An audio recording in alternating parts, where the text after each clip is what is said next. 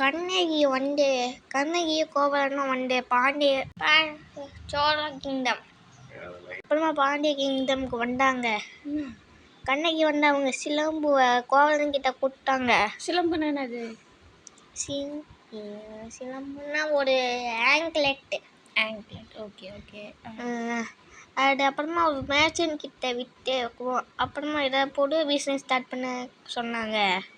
கோவலன் ஒரு மேர்ச்சன்ட் பாண்டிய கிங் கிட்ட கொடுத்து அந்த பாண்டிய கிங்க ஃப்ரேம் பண்ணிட்டான் கோவலனை.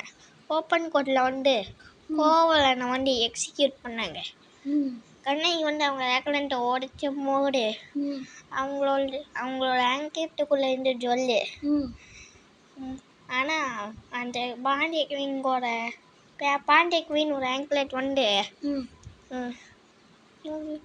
அதில் என்ன முத்து. ஓ, வேற ஜுவல்லு. அப்புறமா நெடுஞ்செழியன்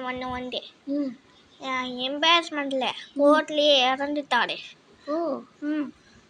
அப்புறமா கண்ணகி சிட்டியை கேர்ஸ் பண்ணாங்க. சிட்டியை மதுரையை கேர்ஸ் பண்ணாங்க. ஓகே.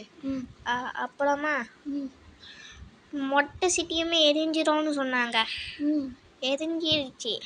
அப்புறமா கண்ணகி பாண்டிய கிங்டம் சேர கிங்டம் கடை. ஓ, இதுதான் சிலப்பதிகாரமா?